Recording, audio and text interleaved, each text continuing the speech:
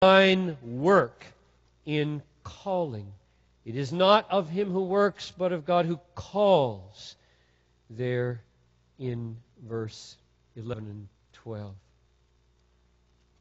Grace is free, in other words. Grace in election is absolutely free, unconditional, uncoerced, uncaused by anything in us.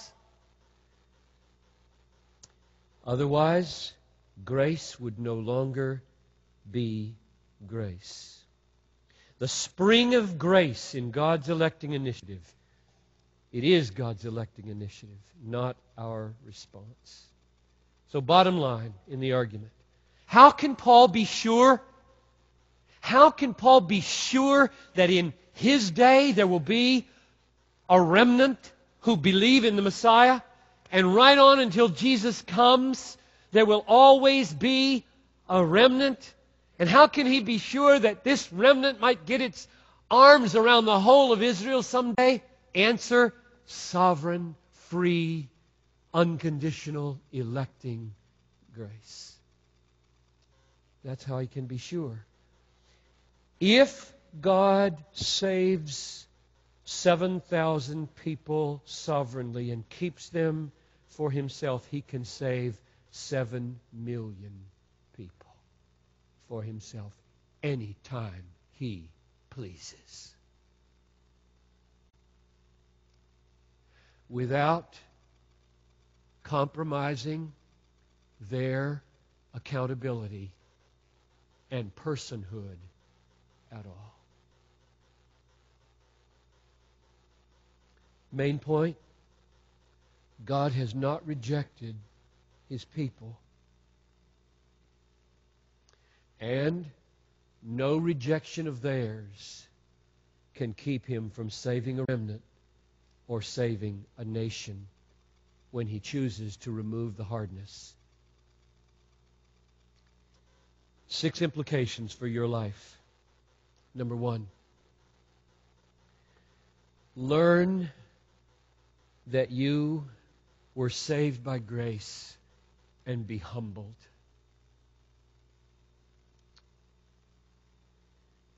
I was dead and you were dead in trespasses and sins. We were blind.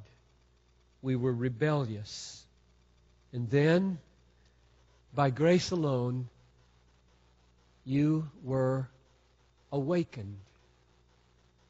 And suddenly you saw sin as ugly and repulsive and hateful and undesirable. And you saw Christ as beautiful and attractive and satisfying and the only one who could meet your need. And you believed and were saved. When you get to heaven and the Lord of glory says, "Give me an accounting of why you are here and not your brother, your sister, your mother, your father. Tell me why you're here and not them. Tell me why you believed in me and they didn't." You will not say, "I guess I was more wise. I guess I was more spiritual. I guess I was smarter." You won't say that. You will say, with tears running down your face and with trembling in your voice, "Thank you." That's what you'll say. Thank you.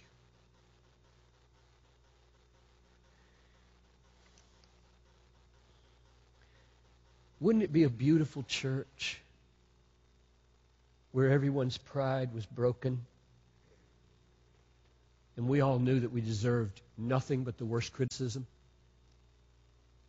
the worst gossip, the worst accusation? Wouldn't it be wonderful